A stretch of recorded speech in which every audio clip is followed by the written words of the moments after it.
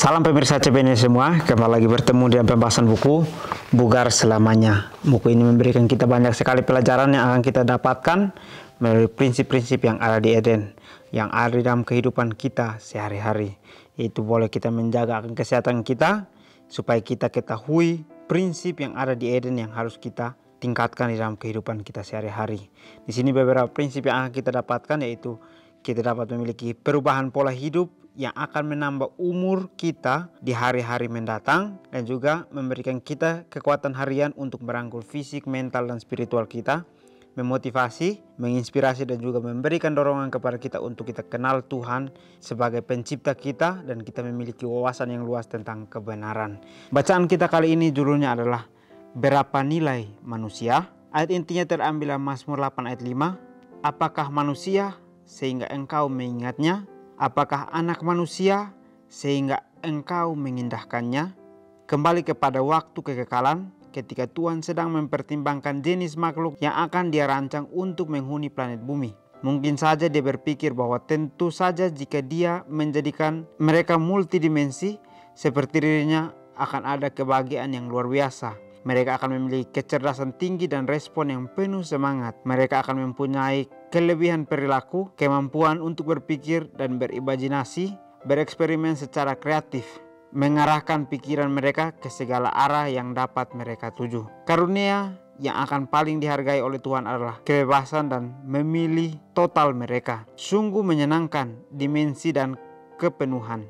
Masing-masing tubuh yang sehat akan bersuka cita atas kemampuan untuk mengarahkan dirinya sendiri, untuk menghadapi tantangan apapun, berlari dengan kecepatan dan kuat, bergerak dengan anggun dan disiplin, dan untuk duduk dengan tenang merenungkan keindahan sekitarnya. Baik, pelajaran ini sama dengan apa yang Tuhan ajarkan di dalam buku ini. Dikatakan bahwa kita harus bisa untuk melakukan sesuatu prinsip yang sebenarnya, supaya kita bisa memiliki satu kehidupan yang sehat. Seperti di dalam ini ada pertanyaan yang mungkin seringkali kita bertanya-tanya pada saat kita belum yakin dan percaya kepada Tuhan. Kita mungkin bertanya-tanya, kenapa Tuhan mau rela untuk datang kepada dunia ini untuk menyelamatkan apa yang sudah Dia jadikan itu. Sebenarnya Tuhan mau untuk kita pelajari ini supaya kita mengerti bagaimana apa yang sudah Tuhan jadikan. Tuhan tidak mau apa yang Dia sudah jadikan itu tidak selamat. Sehingga Tuhan mengingat kembali kita, Dia mau untuk menyelamatkan kita, dan juga mau untuk mengindahkan ciptaannya itu kepada semua orang untuk dapat melihatnya. Jadi pelajaran ini kita kembali melihat bahwa sesuatu makhluk yang dirancang untuk menghuni planet bumi ini, mungkin saja dia berpikir bahwa tentu saja jika Dia menjadikan semuanya multidimensi seperti dirinya, akan ada kebahagiaan yang luar biasa. Jadi kenapa Tuhan menjadikan dunia ini untuk kita huni? Berarti ada maksud dan tujuan Tuhan. Ada maksudnya untuk kita dapat melihat bahwa ada satu kehidupan kebahagiaan pada saat kita bersyukur atas semua yang sudah Tuhan jadikan di dalam kehidupan kita. Kita dapat melihat bahwa Tuhan menjadikan ini baik untuk kehidupan kita. Tetapi apa yang kita lihat di sini, mungkin respon dari manusia ini mungkin memiliki satu respon yang negatif, di mana merasa bahwa kehidupannya tidak puas. Dia ingin untuk memiliki kecerdasan sendiri dengan dia mencari sesuai dengan kehidupannya sendiri. Tetapi di sini dikatakan bahwa Tuhan menjadikan kecerdasan tinggi dan respon yang penuh semangat untuk kita gunakan sesuai dengan porsinya Tuhan. Bukan kita gunakan dengan porsi diri kita sendiri. Karena pada saat kita merasa bahwa kita memiliki kelebihan, maka kita akan menjadi orang yang congkak, orang yang tidak mau untuk diatur, orang yang mau untuk menjalankan sesuatu hal yang sesuai dengan keinginannya. Tetapi Tuhan mau untuk kita dapat memilih, sehingga Dia memberikan itu kepada kita. Dia memberikan kita kecerdasan, Dia memberikan kita perilaku untuk dapat kita memilih jalan yang mana yang harus kita jalani. Tuhan memberikan kita pelajaran ini untuk kita belajar. Apakah kita sebagai manusia yang benar-benar mengikuti akan jalannya Tuhan, atau kita sebagai manusia yang hanya mengatakan bahwa semuanya belum cukup di dalam kehidupan saya. Tuhan sudah memberikan kita kesehatan setiap hari. Tuhan sudah memberikan kita nafas hidup setiap hari. Apa yang harus kita minta lagi dari Tuhan kalau kita tidak bersyukur? Tuhan mau supaya kita bisa bersyukur, sehingga Dia memberikan kita satu kehidupan yang baru setiap hari untuk kita dapat belajar bahwa Tuhan saja tidak pernah meninggalkan kita. Kenapa kita tidak bisa untuk bersyukur? Seringkali manusia merasakan berkat itu, mereka akan melihat dari nilainya. Tetapi pada saat Tuhan memberikan itu, Tuhan tidak melihat dari nilainya. Tetapi Tuhan mau orang itu pada saat menerima bisa merasakan syukur. Tuhan mau mengajarkan itu kepada kehidupan kita sehari-hari. Apapun yang kita pilih, apapun yang kita jalani, harus jalani dengan penuh rasa syukur. Karena itulah kebebasan yang akan kita punya pada saat kita bersyukur dalam kehidupan kita sehari-hari. Jadi karunia yang Tuhan berikan kepada kita yang harus kita hargai adalah kebebasan memilih total, atau kebebasan untuk kita dapat memilih. Inilah karunia yang Tuhan berikan kepada kita. Kenapa Tuhan memberikan kita karunia untuk memilih ini? Untuk kita dapat melihat bahwa dimensi dari keperluan kita itu apa. Atau kita dapat melihat bahwa apa yang kita butuhkan di dalam kehidupan kita, sehingga Tuhan mau memberikan kita karunia memilih itu.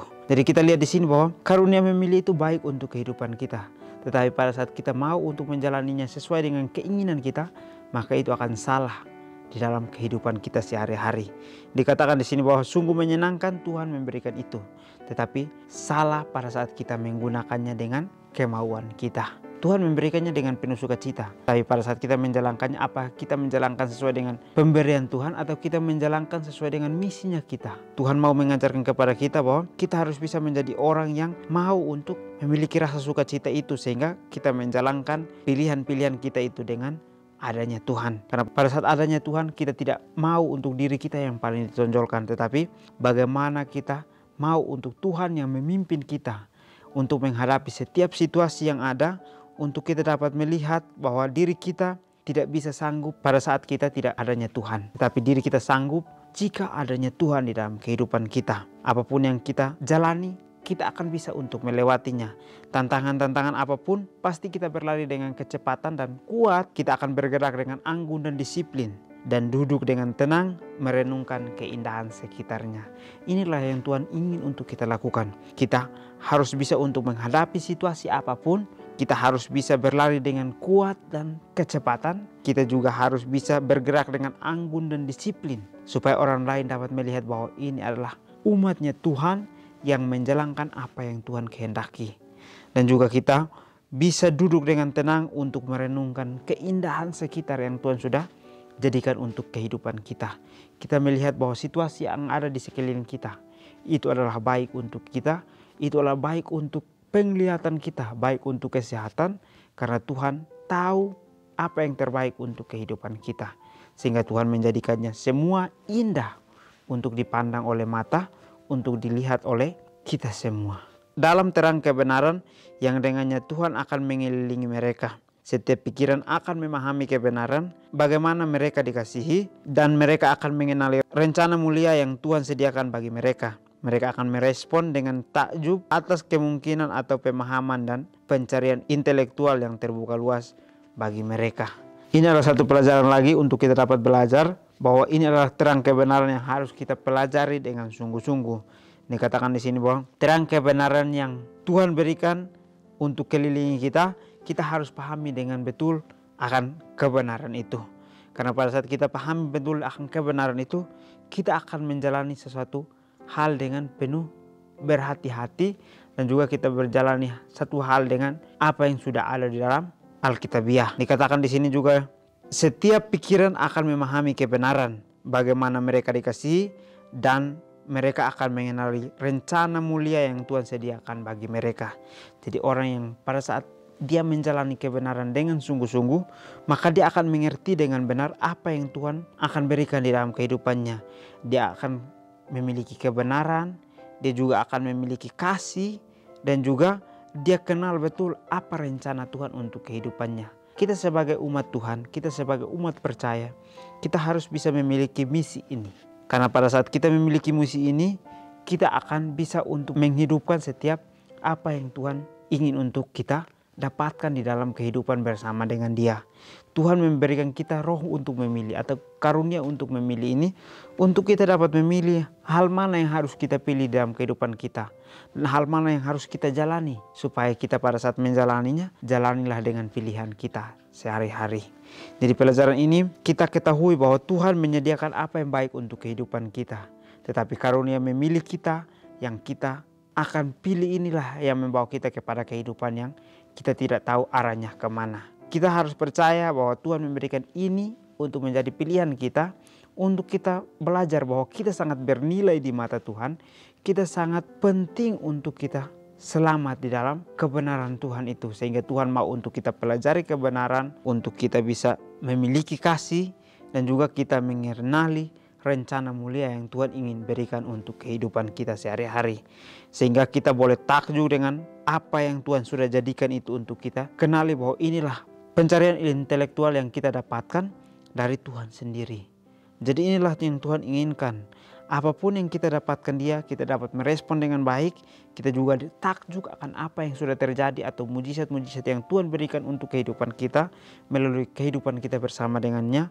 Sehingga kita dapat memiliki pemahaman yang luas tentang bagaimana kita cari kebenaran, bagaimana kita pertahankan kebenaran itu dan kita hidupkan akan kebenaran itu. Jadi Tuhan mau mengingatkan kepada kita, kita adalah manusia yang bernilai pada saat kita mau untuk menjalani akan kebenaran, menjalani misinya Tuhan di dalam kehidupan kita sehari-hari. Kenapa kita tidak mau untuk memilih hal yang baik ini yang ada di dalam kehidupan kita? Karena kita sudah diberikan pilihan, yaitu karunia memilih ini untuk kita memilih apa yang harus kita jalani, apa yang harus kita pilih, dan juga apa yang kita mau untuk hidupkan di dalam kehidupan kita sehari-hari. Kita sebagai umat Tuhan, kita ingin untuk memilih hal di mana kita mau untuk kenal kebenaran. Tapi pada saat kita menjalaninya, kita merasa bahwa tidak pantas untuk kita menjalaninya, tetapi pantas pada saat kita menjalaninya sekali dan kita sudah mengerti. Seringkali pilihan-pilihan inilah yang membawa kita kepada satu kecenderungan kesalahan besar yang membawa kehidupan kita untuk jauh daripada Tuhan itu sendiri. Selain semua karunia ini, mereka juga mempunyai karunia prokreasi, kesempatan untuk dapat masuk lebih penuh ke dalam pengalaman Tuhan. Tanggung jawab atas kehidupan yang muncul karena pilihan dan keinginannya sendiri akan menjadi pengenal terhadap sikap Sang Pencipta terhadap makhluk ciptaannya.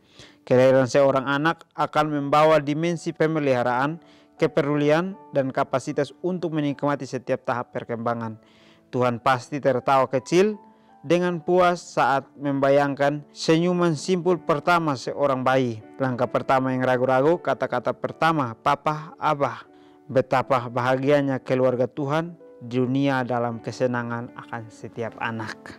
Baik, inilah pelajaran yang kita dapatkan. Dikatakan bahwa selain karunia memilih, ada juga karunia prokreasi.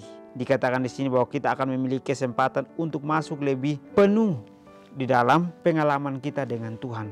Pada saat kita mau hidup dengan Tuhan, ada karunia-karunia yang Tuhan sudah sediakan untuk kehidupan kita. Jadi Tuhan memberikan kita karunia pertama adalah karunia untuk memilih.